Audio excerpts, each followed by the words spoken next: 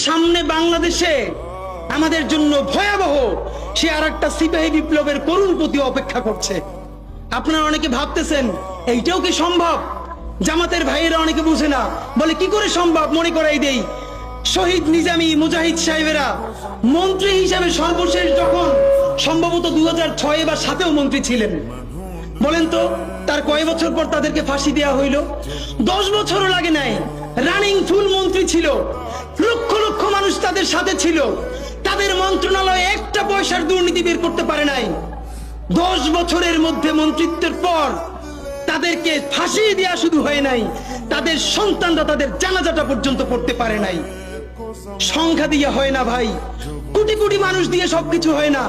আজকে আপনারা প্রথম আলোর বিরুদ্ধে বলেন, এই যে আসার সময় বলতেছিলাম শায়েকরে, প্রথম আলোর প্যারালাল কাছাকাছি একটা পত্রিকা কি আমরা দাঁড় করাইতে পারছি?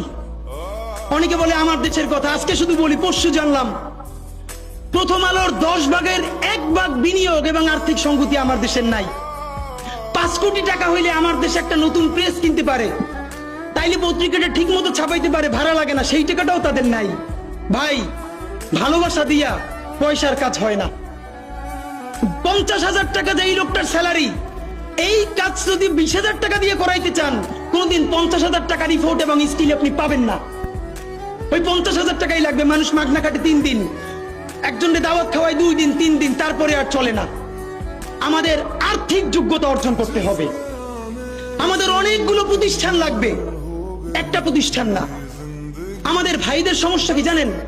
সে আজকে যদি হাটাজারি মাদ্রাসা দিয়ে কেউ একটা পত্রিকা বার করে, সেই পত্রিকাটাও সে জাতীয় মূলধারা বানাবে না, দেবে দৈনিক হাটাজারি সে বানাবে। মানে কোনো না কোনো ঘুরে ফিরা তার চিন্তায়, মননে, মগজে প্রথমে হয়তো হাটাজারি, সর্বোচ্চ বড় হইলে হেফাজত, এরপরে সর্বোচ্চ বড় হইলে বাংলাদেশের শুধু মুসলমান। ভাইরা, এই মুসলমানের বাইরের যে জনগোষ্ঠী, সেটা কি আপনার না? আপনি ভাবেন এই দেশের আপনি প্রধানমন্ত্রী, তারপরে ভাবেন আপনার জনগোষ্ঠী কারা, আপনি সেরকম চিন্তা করেন। সুতরাং আমি কথায় অনেক ভুল ভ্রান্তি বলতে পারি, কিন্তু বিশ্বাস করেন আমার কলিজে চিল্লেও আপনারা শুধু যেটা পাবেন সেটা হইল, আমি চক্ষু বন্ধ করে দেখতে পাই। আমরা যদি যোগ্যতা নিয়ে 5-10 বছরের মধ্যে দাঁড়াইতে না পারি, এই ভিডিও, এই ছবি, এই শহীদ পরিবার, এই আহত, এদের জীবন তো শেষ।